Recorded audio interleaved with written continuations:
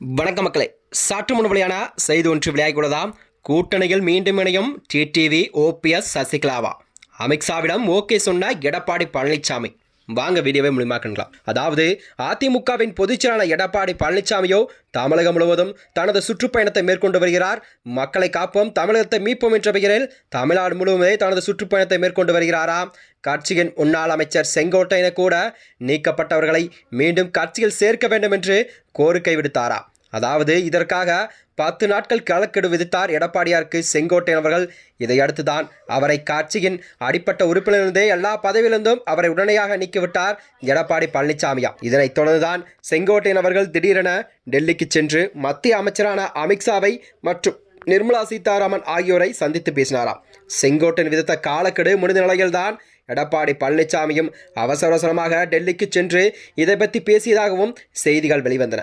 அது மட்டுமன்றி டெல்லி சென்ற அவர் புதிதாக பொறுப்பேற்றிருக்கும் துணை ஜனாதிபதி சிபி ராதாகிருஷ்ணனுக்கும் சந்தித்து தனது வாழ்த்துக்களை தெரிவித்து வந்தார். அதன் பின்னர் தான் இரவு நேரத்தில் கூட உள்துறை அமைச்சர் அமித்ஷாவை அவரது இல்லத்திலே சந்தித்து பேசினார் எடப்பாடியார். இந்த சந்திப்பின் போதுதான் முன்னாள் அமைச்சர் மற்றும் முக்கிய தலைவர்களெல்லாம் எடப்பாடியுடன் கூட இருந்ததாக செய்திகள் வெளிவந்தன. அமித்ஷாவின் இல்லத்திலே இரவு விருந்தும் நடைபெற்றதாக அரசியல் வட்டாரத்தில் பேசப்பட்டு வந்ததா. அதாவது இந்த சந்திப்புக்கு பிறகுதான் எடப்பாடி பழனிசாமியோ தனது முகத்தை கைக்குட்டையால் மறைத்து கொண்டு வெளியே வந்ததால் அரசியல் வட்டாரத்தில் பல்வேறு வியூகங்கள்லாம் வகுத்து வந்தன. இதனைத் தொடர்ந்தான் அவர் தனது எக்ஸ் சமூக தளத்தில் அமித்ஷாவுடான சந்திப்பு புகைப்படங்களை பதிவிட்டு முத்துராமலிங்க அவருக்கு பாரத ரத்னா விருது வழங்க கோரிக்கை விடுத்ததாக அவர் தெரிவித்தாராம். இருப்பினும் இந்த சந்திப்பின் உண்மையான காரணம் என்னவென்றால் குறித்து பல்வேறு தகவலை பரவி வருகிறதாம். அதாவது அமைச்சர்கள் துரைமுருகன், KN நேரு, MRK பன்னீர்செல்வம், அனிதா ராதாகிருஷ்ணன் மற்றும் முன்னாள் அமைச்சர் பொன்முடி ஆகியோரெல்லாம் மீதான அமலாக்கத்துறை வழக்குகளை தேர்தலுக்கு முன்னாலே விரைவாக நீங்கள் விசாரிக்க உத்தரவிடுமாறு எடப்பாடி பழனிசாமியோ கோரிக்கை விடுத்ததாக அமித்ஷாவிடம் தகவல் வெளியாகிறதாம். அதாவது அதேபோல் துணை முதல்வர் உதயநிதி ஸ்டாலின் மீதான வெளிநாட்டு கார் இறக்குமதி வழக்கு, டாஸ்மாக் மற்றும் மணல் முறைகேடு வழக்குகளையும் விரைந்து விசாரிக்க வேண்டும் என்று எடப்பாடி பழனிசாமியார் உள்துறை அமைச்சர் அமித்ஷாவிடம் வலியுறுத்ததாக செய்திகள் வெளிவந்தன. இந்த சூழலில்தான் தற்போது முக்கிய தகவல் ஒன்று வெளியாகியுள்ளதாம்.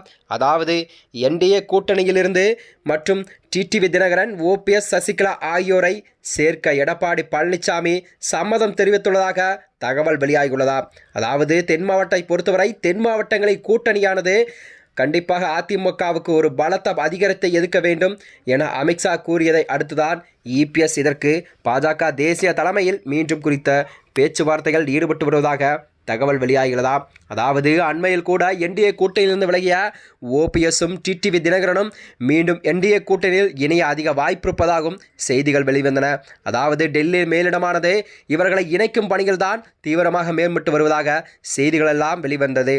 வருகின்ற 2026 சட்டமன்ற தேர்தலில் கண்டிப்பாக அதிமுக பாஜக கூட்டணி வெற்றியடையும் நிலையில்தான் அமித்ஷாவின் நகர்வுகள் எல்லாம் அரசியல் நகர்வு மிக முக்கியமானதாக பார்க்கப்பட்டு வருகிறதா.